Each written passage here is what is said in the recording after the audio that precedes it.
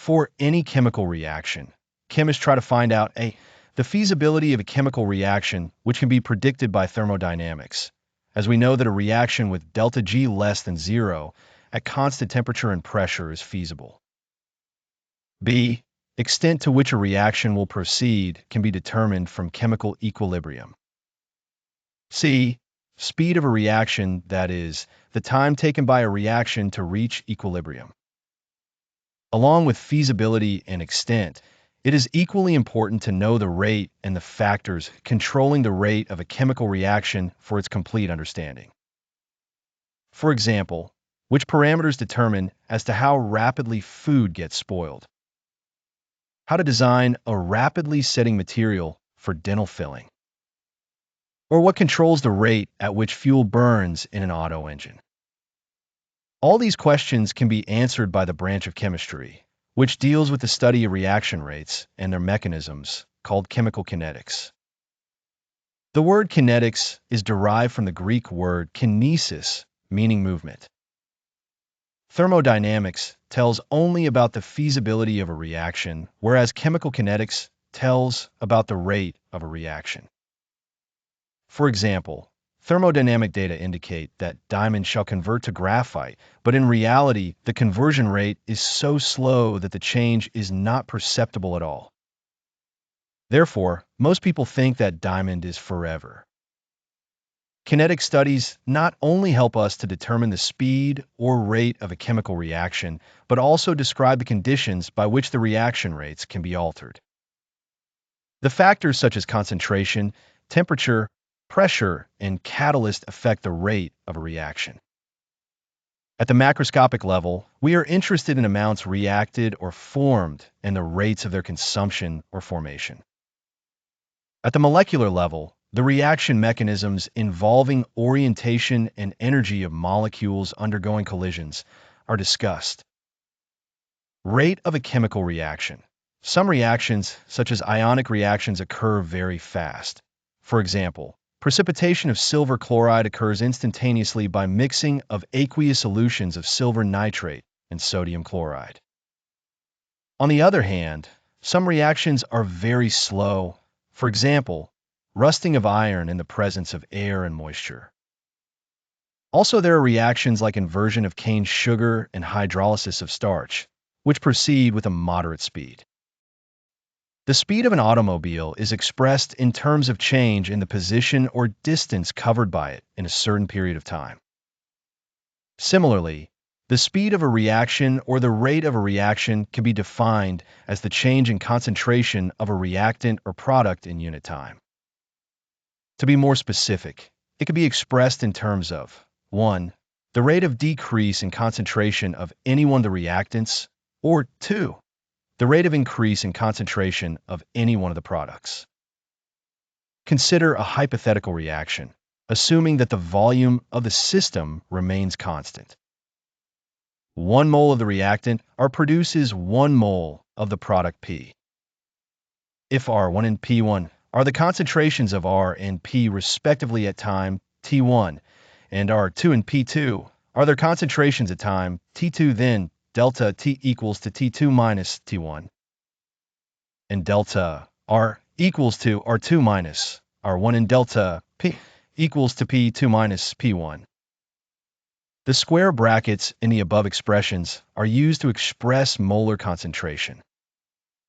The rate of disappearance of the reactant R is given by the decrease in concentration of R divided by the time taken, that is, delta R divided by delta T. As concentration of reactants is decreasing, the rate of disappearance is indicated with a minus symbol. The rate of appearance of the product P is given by the increase in concentration of P divided by the time taken, that is, delta P divided by delta T. These equations represent the average rate of a reaction, R average. Average rate depends upon the change in concentration of reactants or products and the time taken for that change to occur. Units of rate of a reaction. The units of rate are concentration divided by time. For example, if concentration is in mole divided L and time is in seconds, then The units will be mole divided by Ls. However, in gaseous reactions, when the concentration of gases is expressed in terms of their partial pressures, then the units of the rate equation will be atm by S. Average rate cannot be used to predict the rate of a reaction at a particular instant, as it would be constant for the time interval for which it is calculated. So, to express the rate at a particular moment of time, we determine the instantaneous rate. Instantaneous rate is obtained when we consider the average rate at the smallest time interval, say, delta t, that is, when delta t approaches zero. Hence, mathematically, for an infinitesimally small delta t, instantaneous rate is given by our inst equals to dp divided by dt. It can be determined graphically by drawing a tangent at time t on either of the curves for concentration of R and P versus time t and calculating its slope. Where stoichiometric coefficients of the reactants and products are same, then the rate of disappearance of any of the reactants is same as the rate of appearance of the products. For expressing the rate of such a reaction where stoichiometric coefficients of reactants or products are not equal to 1, rate of disappearance of any of the reactants or the rate of appearance of products is divided by their respective stoichiometric coefficients. For a gaseous reaction at constant temperature, concentration is directly proportional to the partial pressure of a species, and hence, rate can also be expressed as rate of change in partial pressure of the reactant or the product. Factors influencing the rate of a reaction. The rate of a chemical reaction at a given temperature may depend on the concentration of one or more reactants and products. The representation of rate of reaction in terms of concentration of the reactants is known as rate law. It is also called as rate equation or rate expression. The rate of a reaction decreases with the passage of time as the concentration of reactants decrease. Conversely, rates generally increase when reactant concentrations increase. So, rate of a reaction depends upon the concentration of reactants. Consider a general reaction. The rate expression for this reaction is rate is proportional to A to the power of X and B to the power of Y, where exponents X and Y may or may not be equal to the stoichiometric coefficients A and B of the reactants. Then, the above equation can also be written as rate equals to K to the power of X to the power of Y. This form of equation is known as differential rate equation, where K is a proportionality constant called rate constant. The equation, which relates the rate of a reaction to concentration of reactants, is called rate law or rate expression. Thus, rate law is the expression in which reaction rate is given in terms of molar concentration of reactants with each term raised to some power, which may or may not be same as the stoichiometric coefficient of the reacting species in a balanced chemical equation. We can measure the rate of a reaction as a function of initial concentrations either by keeping the concentration of one of the reactant constant and changing the concentration of the other reactant, or by changing the concentration of both the reactants. Rate law for any reaction cannot be predicted by merely looking at the balanced chemical equation. That is theoretically, but must be determined experimentally. Hence, the sum of powers of the concentration of the reactants in the rate law expression is called the order of that chemical reaction. Order of a reaction can be 0, 1, 2, 3, and even a fraction. A zero-order reaction means that the rate of reaction is independent of the concentration of reactants. A balanced chemical equation never gives us a true picture of how a reaction takes place, since rarely a reaction gets completed in one step. The reactions taking place in one step are called elementary reactions. When a sequence of elementary reactions called mechanism gives us the products, the reactions are called complex reactions. These may be consecutive reactions, reverse reactions, and side reactions. Molecularity of a reaction. Another property of a reaction called molecularity helps in understanding its mechanism. The number of reacting species, atoms, ions, or molecules taking part in an elementary reaction, which must collide simultaneously in order to bring about a chemical reaction, is called molecularity of a reaction. The reaction can be unimolecular when one reacting species is involved, for example, the decomposition of ammonium nitrite. Bimolecular reactions involve simultaneous collision between two species, for example, dissociation of hydrogen iodide.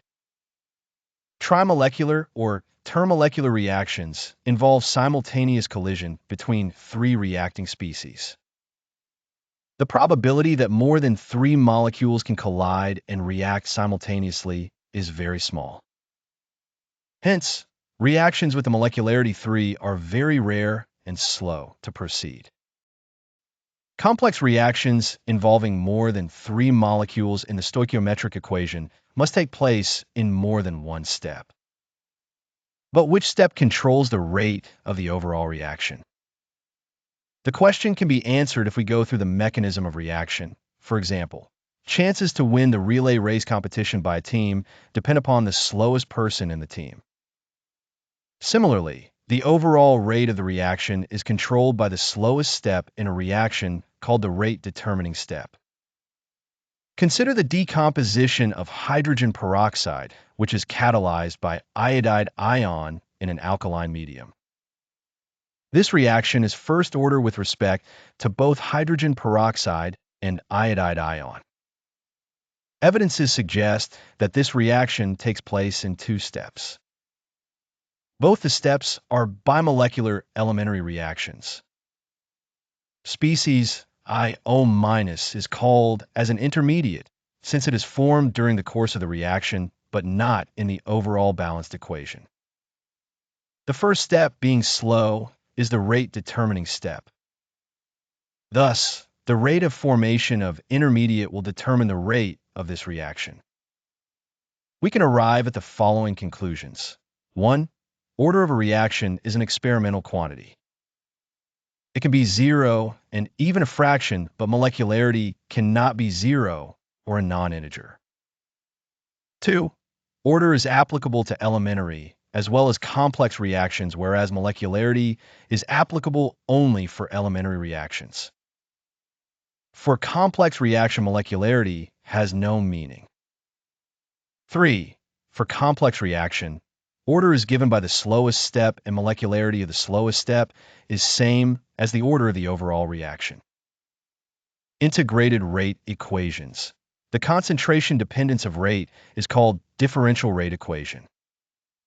It is not always convenient to determine the instantaneous rate, as it is measured by determination of slope of the tangent at point t in concentration versus time plot.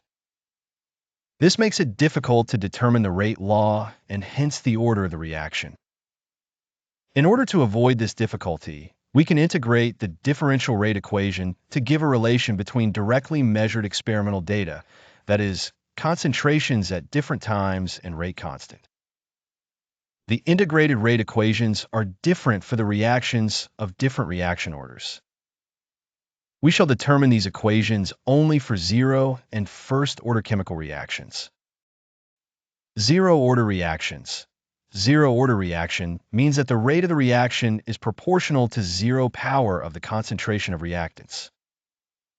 Zero-order reactions are relatively uncommon, but they occur under special conditions. Some enzyme-catalyzed reactions and reactions which occur on metal surfaces are a few examples of zero-order reactions. The decomposition of gaseous ammonia on a hot platinum surface is a zero-order reaction at high pressure. In this reaction, platinum metal acts as a catalyst.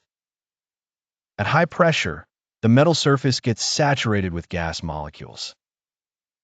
So, a further change in reaction conditions is unable to alter the amount of ammonia on the surface of the catalyst, making rate of the reaction independent of its concentration. The thermal decomposition of HI on gold surface is another example of zero-order reaction. First-order reactions. In this class of reactions, the rate of the reaction is proportional to the first power of the concentration of the reactant R. Hydrogenation of ethene is an example of first-order reaction. All natural and artificial radioactive decay of unstable nuclei take place by first-order kinetics. Half-life of a reaction. The half-life of a reaction is the time in which the concentration of a reactant is reduced to 1/2 of its initial concentration. The half-life for a zero-order reaction is directly proportional to the initial concentration of the reactants and inversely proportional to the rate constant.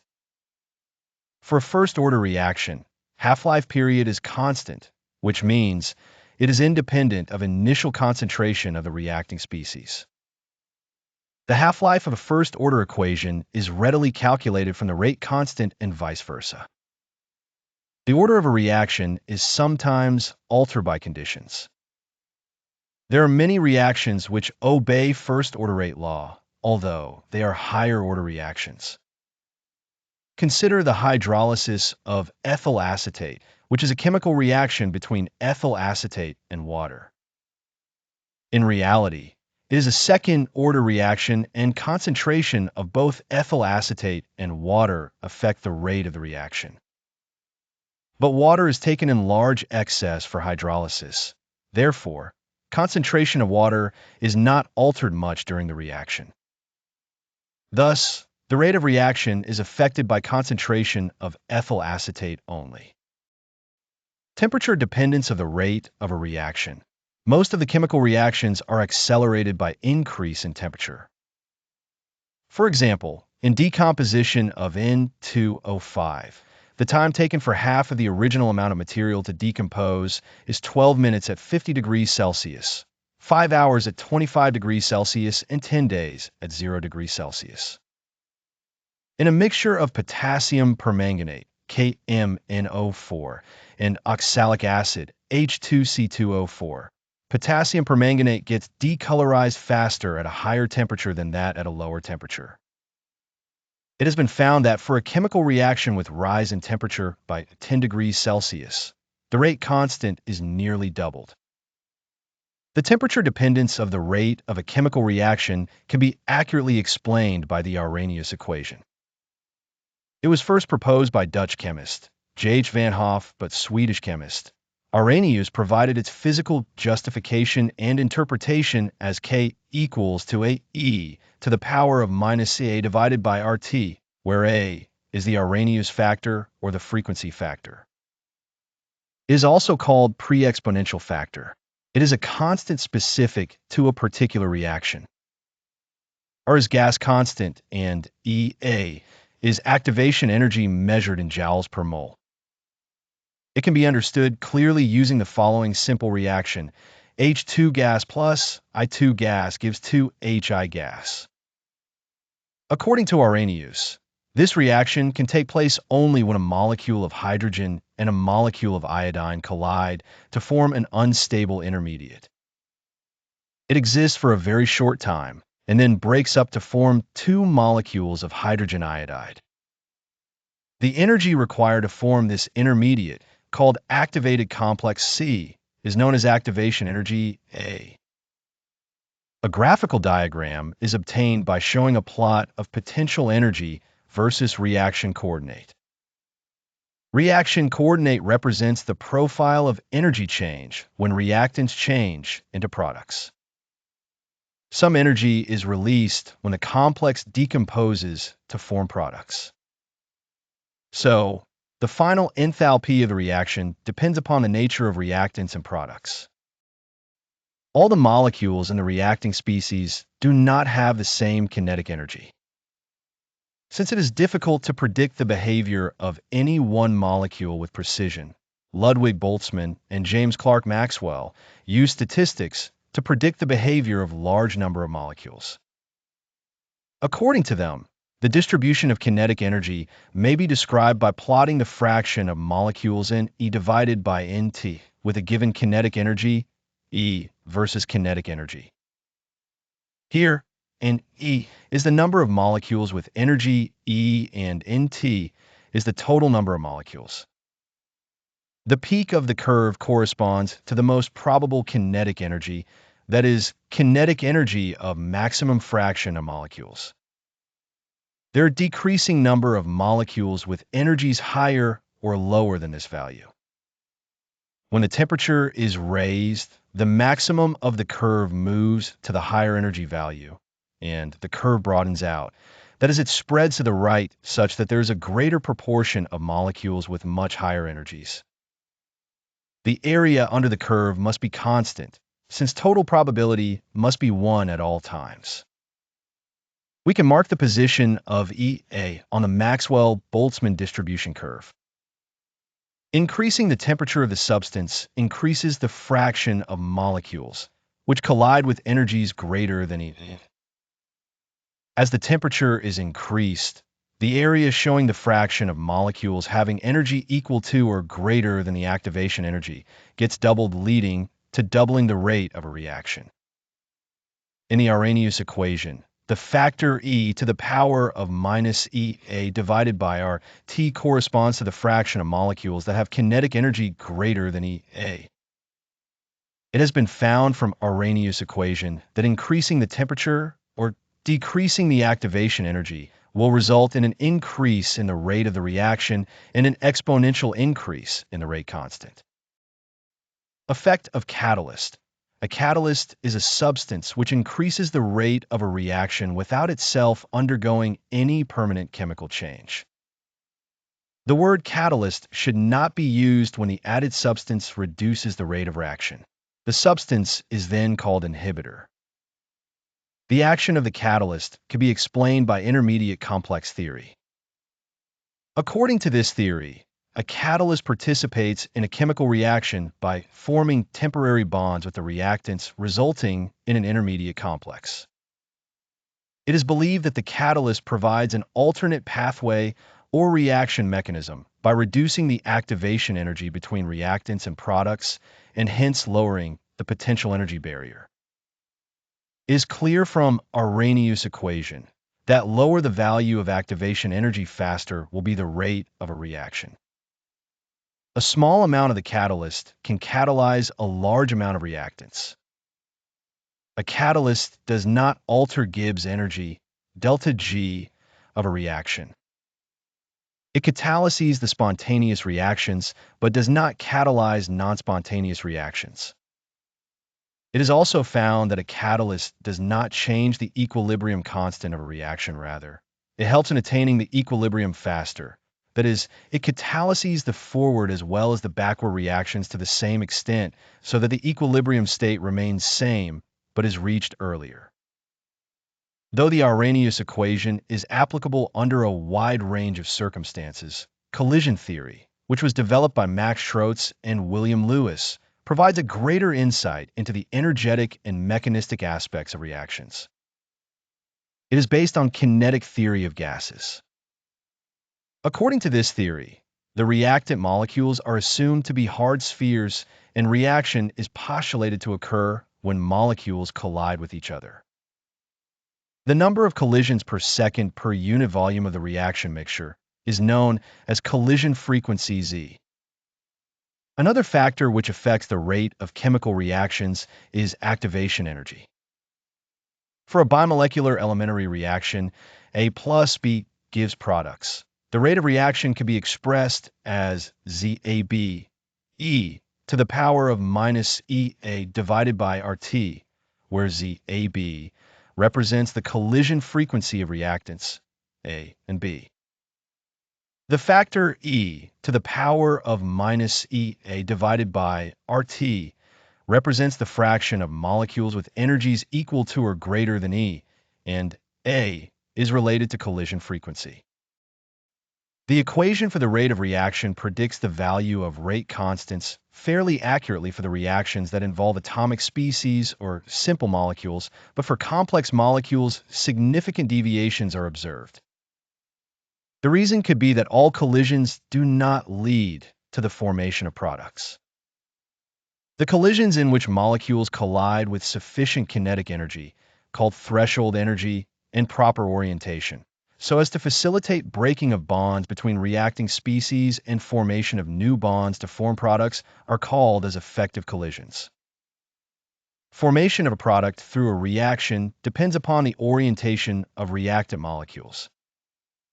The proper orientation of reactant molecules lead to bond formation, whereas improper orientation makes them simply bounce back and no products are formed. To account for effective collisions, another factor P, called the probability or steric factor, is introduced. It takes into account the fact that in a collision, molecules must be properly oriented and is represented as rate equals to P multiplied by Z of AB and multiplied by E to the power of minus E and A divided by RT. Thus, in collision theory, activation energy and proper orientation of the molecules together determine the criteria for an effective collision and hence the rate of a chemical reaction. Collision theory also has certain drawbacks as it considers atoms and molecules to be hard spheres and ignores their structural aspect.